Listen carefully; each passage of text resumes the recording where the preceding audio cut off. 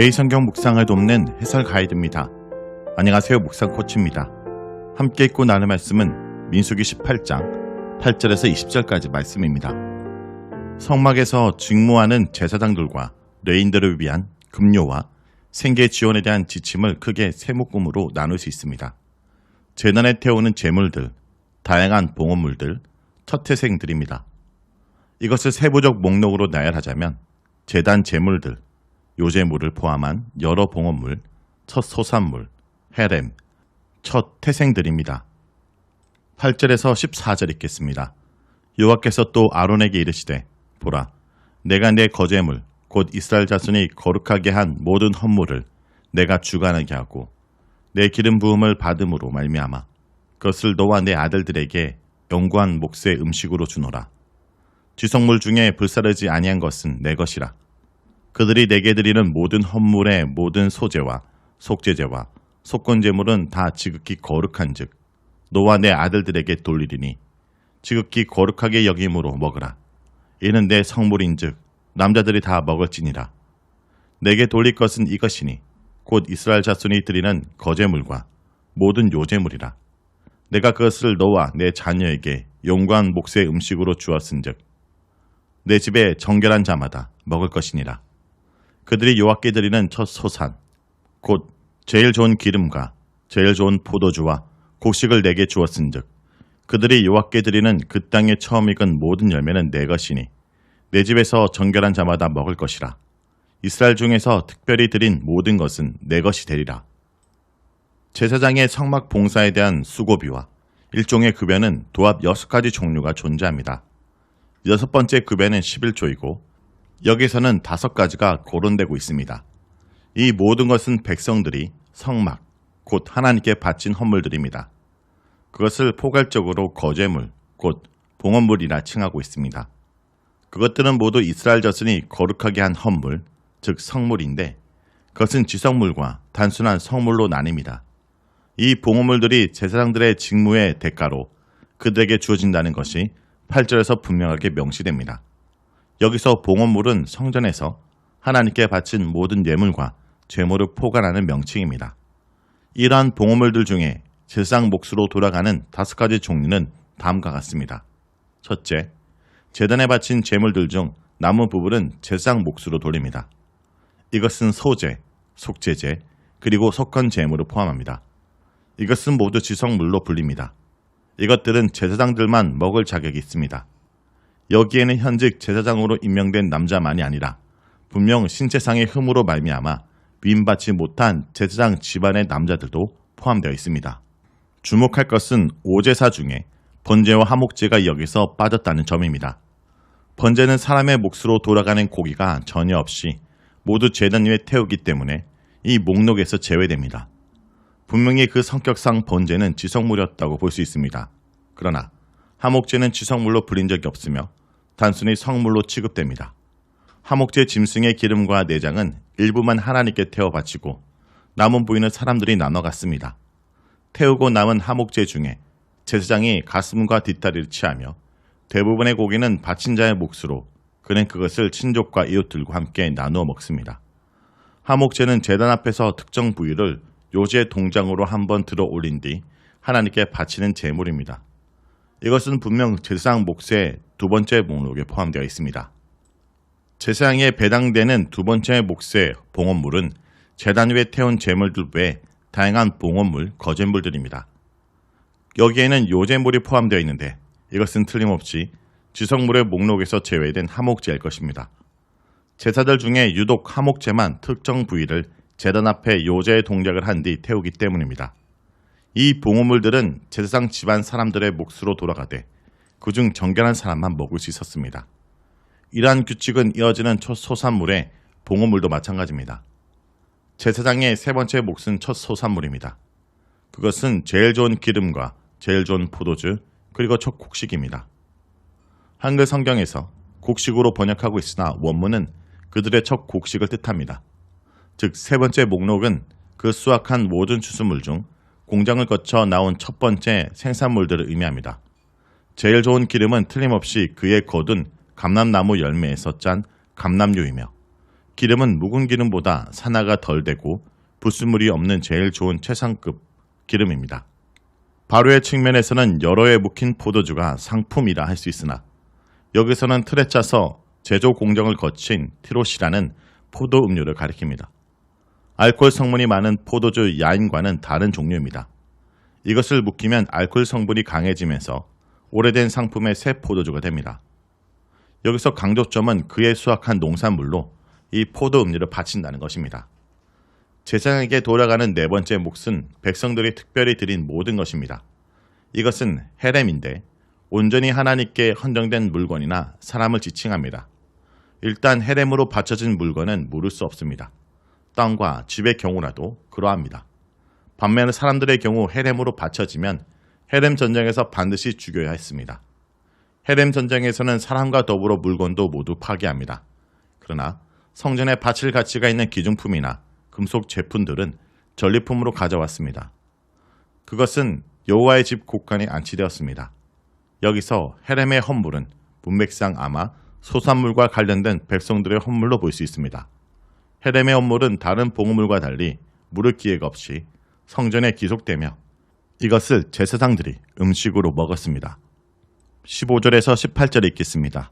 여호와께 드리는 모든 생물에 처음 나는 것은 사람이나 짐승이나 다 내 것이로되 처음 태어난 사람은 반드시 대속할 것이요 처음 태어난 부정한 짐승도 대속할 것이며 그 사람을 대속할 때에는 난지 한 달 이후에 내가 정한 대로 송수의 세계를 따라 은 5세계로 대속하라. 한 세계는 20게라이니라. 오직 처음 태어난 소나 처음 태어난 양이나 처음 태어난 염소는 대속하지 말지니 그것들은 거룩한즉 그 피는 제단에 뿌리고 그 기름은 불살라 여호와께 향기로운 화제로 드릴 것이며 그 고기는 내게 돌릴지니 흔든 가슴과 오른쪽 넓적다리 같이 내게 돌릴 것이니라. 마지막 제사장 몫이 되는 5번째 헌물은 짐승의 첫 태생들입니다. 출애굽기에서 첫 태생 짐승들은 여호와께 자동으로 헌정된다는 법이 반복적으로 선포되고 있습니다. 첫 새끼들은 성전에 봉헌되어야 합니다. 그것들은 성전에서 백성들을 위해 일하는 제사장들의 몫으로 돌아갑니다. 그 짐승들은 하목제와 마찬가지로 내장과 두 콩팥과 간염을 제단에 태운 뒤 제사장들의 음식으로 먹습니다. 그러나 사람의 경우 장자를 제단에 바칠 수 없으므로 5세겔의 은전을 바쳐 그를 대속합니다. 또한 가축 중에 부정한 짐승의 첫 새끼도 성전의 허물로는 부적절하기에 대속해야 합니다. 예컨대 낙이나 낙타가 최초로 새끼를 낳으면 그 첫 태생을 대속해야 하는데 이 경우 대속의 비용이나 대속물이 명시되어 있지 않습니다. 사람의 경우 장자를 대속하기 위해 은 5세겔을 성전에 바칩니다. 이때 내가 정한 대로 송소의 새로 5세겔을 바치는데 이것은 바치는 자가 임의로 값을 정한다는 의미가 아닙니다. 내가 정한 대로의 간용적 의미는 시세에 따라입니다. 송쇠의 세겔은 성쇠에서 사용되는 세겔을 의미합니다. 세겔은 특정한 무게를 지닌 은전의 단위인데 대략 1.14g으로 평가됩니다. 성전 세겔은 일반 시중의 세겔과는 분명히 다른 단위였습니다. 성소의 세겔의 무게는 정확히 알 수 없으나 일반 세겔의 11.4g보다 더 무거웠을 것입니다. 1세겔은 20게라이므로 11.4g을 기준으로 게라는 대략 0.5g이었습니다. 성전에서 사용된 게라의 단위는 역시 이보다 무거웠을 것입니다. 바칠 수 없는 인간의 첫 아들과 부정한 짐승의 첫 태생은 이와 같은 방식으로 대속이 가능했으나 다른 정결한 가축들의 첫 태생들은 대속에 허용되지 않았습니다. 그것들은 자동으로 하나님의 것으로 분류되면서 거룩한 짐승으로 구별되었습니다. 그것들은 제단에 피를 뿌리고 하목제와 동일하게 기름 부위를 제단에 태워 바친 뒤에 남은 고기가 제사장 몫이 되었습니다. 하목제의 경우 짐승의 기름 부위를 태운 뒤 가슴과 오른쪽 뒷다리만 제사장에게 할당되고 나머지는 바친 자가 모두 가져가 친족 및 이웃들과 나눠 먹었습니다. 첫 태생의 짐승의 경우 태우고 남은 모든 고기를 제사장이 취하였습니다. 19절에서 20절 읽겠습니다. 이스라엘 자손이 여호와께 거제로 드리는 모든 성물은 내가 영구한 몫의 음식으로 너와 내 자녀에게 주노니 이는 여호와 앞에 너와 내 후손에게 영원한 소금 언약이니라. 여호와께서 또 아론에게 이르시되 너는 이스라엘 자손의 땅에 기업도 없겠고 그들 중에 아무 분깃도 없을 것이다. 내가 이스라엘 자손 중에 내 분깃이요 내 기업이니라. 5가지의 봉헌물들에 대한 유학적 진술과 더불어 제사장 몫의 음식 규정이 마무리됩니다. 이 거제로 드리는 모든 성물은 영고의 제사장 몫으로 할당됩니다. 제사장들은 별도로 땅을 분배받지 못하고 별다른 분깃이 없지만 하나님께서 친히 내 이스라엘 자손 중에 내 분깃이며 기업이다 라고 말씀하십니다. 이것은 하나님께 바쳐지는 각종 봉헌물이 바로 제사장의 기업이 될 것이라는 의미입니다. 특별히 하나님께서는 이 약속을 친히 소금 언약이라 칭하십니다. 소금 언약은 제단 위에 제물을 태워 바칠 때 그 위에 소금을 뿌리는 것과 관련되어 있을 것입니다. 바꿔 말해 그 언약을 기억하기 위해 제물에 뿌린 소금은 언약의 소금입니다. 자, 여기까지가 민수기 18장 8절에서 20절까지 말씀입니다. 오늘 말씀을 통해 우리는 무엇을 묵상하고 적용해야 할까요? 하나님은 주님께 헌신된 자의 모든 필요를 채워주십니다. 지주계층이었던 고대의 다른 제사장들과 달리 이스라엘의 제사장들에게는 할당받은 땅도 없고 물려줄 기업도 없었습니다. 그들은 오로지 하나님의 축복과 선물에만 의존하며 살아야 했습니다. 이스라엘이 하나님께 바쳐지는 거룩한 제물을 하나님은 아론과 그의 아들들에게 영원한 몫으로 주셨습니다. 그리고 결코 변하지 않는 소금 언약을 맺어 굳게 약속하셨습니다.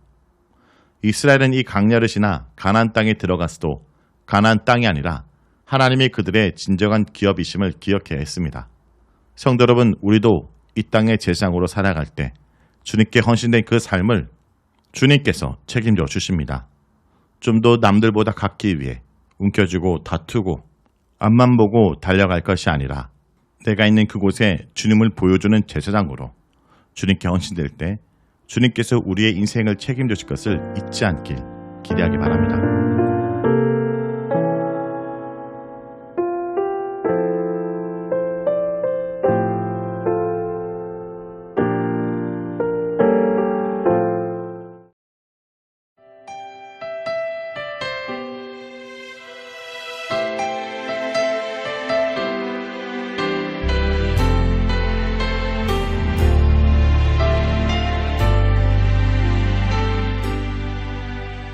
고단한 인생길 힘겨운 오늘도 예수 내 마음 아시네.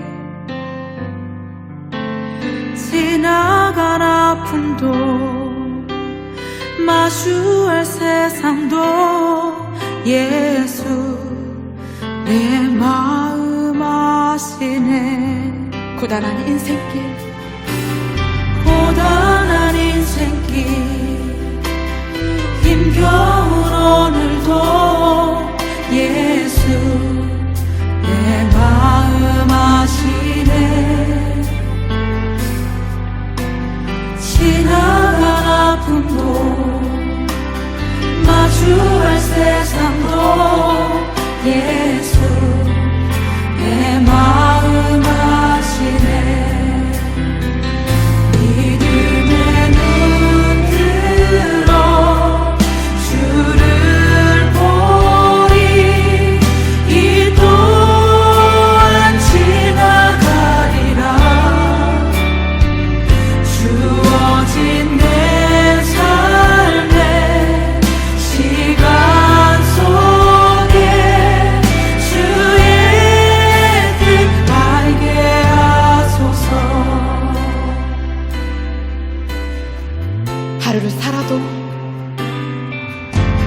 하루를 살아도 기쁨으로 가리. 예수 늘 함께 하시네. 후회도 염려도 온전히 맡기리. 예수 늘 함께 하시네. 믿음의 눈